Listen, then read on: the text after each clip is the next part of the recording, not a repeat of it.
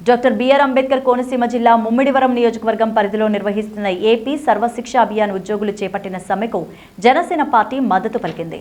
ఆ పార్టీ రాష్ట్ర పీఎస్సీ సభ్యులు ముమ్మిడివరం నియోజకవర్గ ఇన్ఛార్జ్ పీతాని బాలకృష్ణ సర్వశిక్ష అభియాన్ ఉద్యోగులను కలిసి వారి సమస్యలను అడిగి తెలుసుకుని సంఘీభావం ప్రకటించారు.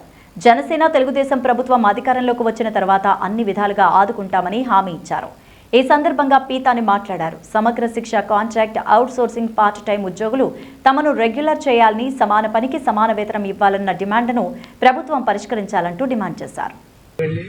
సార్ మరి మాకు కనీస వేతన చట్టం ప్రకారం 26,000 ఇవ్వాలండి. కనీస వేతనం కొత్త పిఆర్సీ చట్టం ప్రకారం కనీస వేతనం 26,000 ఇవ్వాలి. అది లీస్ట్ క్యాడర్ నుంచి ఇవ్వాలి. 26,000 ఆ క్యాడర్ని బట్టి జీతం పెంచాలండి.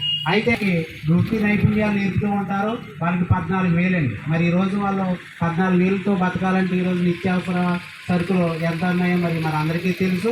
మరి 14,000 జీతం తీసుకుంటున్నారండి. 14,000 లేదు.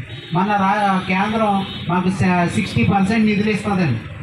ఈ యొక్క స్కూల్ ఎడ్యుకేషన్ నిర్వహించడానికి 60% వాటికి డైవర్ట్ చేశారు. మరి ఈ విధంగా ఐఏఎస్ల ధోరణి కూడా విభిన్నంగా ఉంటుందండి. మీకు ఇచ్చే జీతాలకు 4-5 వస్తారు బజార్లో అంటున్నారు. మరి అది సరైన ఆన్సర్ కాదండి. మరి ఇదంతా కూడా మరి మా సమగ్ర శిక్ష జేఏసీ తరఫున ఖండిస్తున్నాం సార్.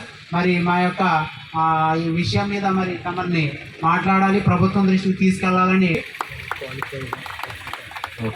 Thank you sir. ఇప్పుడు డైరెక్ట్గా వైజాగ్ నుంచే మీ దగ్గరికి వచ్చాను తల్లి.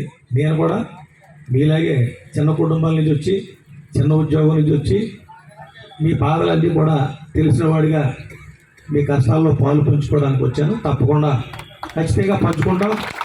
మనం అందరం కూడా అప్పుడు కూడా మీ అందరికీ తెలుసు నా జీవితం ఏంటి. నేను ఇక్కడ పనిచేశాను. నేను మరి 3.5 సంవత్సరాలు ఉపయోగించుకుని జగన్మోహన్ రెడ్డి లాస్ట్లో నాకు టికెట్ ఇవ్వకుండా మోసం చేశాడు. అంటే మీకు ఇప్పుడు మోసం చేశాడు, నాకు ముందే మోసం చేశాడు. అది దానికి అలాగ అయినప్పటికీ కూడా నేను ఎప్పుడు కూడా మరి వెనకడు వేయలేదు. ఎప్పుడు కూడా గెలుపుని ఓటమి 2 సమానంగా తీసుకున్నాను. ఆ రోజు నేను రోడ్డును పడిపోయిన రోజున మరి ఆ మహానుభావుడు పవన్ కళ్యాణ్ గారు పిలుచుకుని నాకు మొట్టమొదటి సీటు రాష్ట్రంలో జాయిన్ అయ్యి కండు వేసిన రోజున నాకు సీట్ ఇచ్చాడు. నేను ఓడిపోవచ్చు, గెలవచ్చు. ఓడిపోయిన నిజాయితీగా ఓడిపోయిన వారం నుంచే మరి ప్రజాక్షేత్రంలో ఎవరికి ఏ కష్టం వచ్చినా నాకు చేతనే చేయం. నా దగ్గర 1,000 రూపాయలు ఉంటే 1,000 రూపాయలు, 500 ఉంటే 500, 10,000 ఉంటే 10,000, ఆడుకున్న సమస్యను బట్టి ప్రతి ఒక్కరికి కూడా నేనున్నానండి భరోసా. ఎంతో కొంత సాయం నేను చేసుకుంటా ఈ రోజు వరకు కూడా ఉన్నాను. ఎన్నో రకరకాల ఒత్తిళ్ళు వచ్చినా ఒక నిజాయితీగా, నీతిగా